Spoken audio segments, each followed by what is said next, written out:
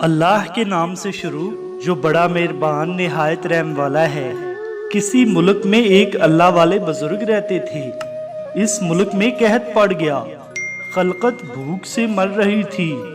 ایک روز وہ بزرگ اس خیال سے بازار گیا کہ آج کچھ کھانے کی چیزیں خرید لیں، معلوم نہیں بعد میں کھانے کو کچھ ملے یا نہ ملے۔ اس بزرگ نے بازار میں ایک غلام کو دیکھا جو ہنستا کھیلتا لوگوں سے مذاق کر رہا تھا۔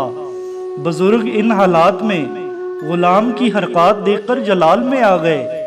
بزرگ نے غلام کو سختی سے کہا، لوگ بھوک سے مر رہے ہیں اور تجھے مسخرہ پن سوجھ رہا ہے۔ غلام نے بزرگ سے کہا، آپ اللہ والے لگتے ہیں، کیا آپ کو نہیں پتا میں کون ہوں؟ بزرگ بولے، تو کون ہے؟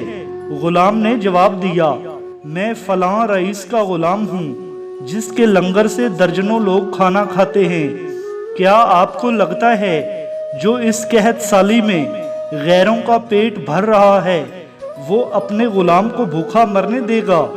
بزرگ نے غلام کی یہ بات سنی تو سجدے میں گر گئے۔ بزرگ بولے، یا اللہ، مجھ سے تو یہ ان پڑھ غلام بازی لے گیا۔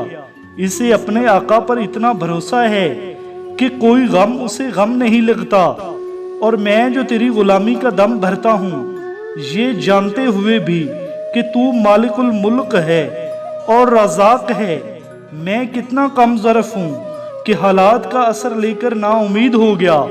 بے شک میں گناہ گار ہوں اور تجھ سے تیری رحمت مانگتا ہوں، اپنی رحیمی کا صدقہ میرے اس گناہ کو معاف فرما۔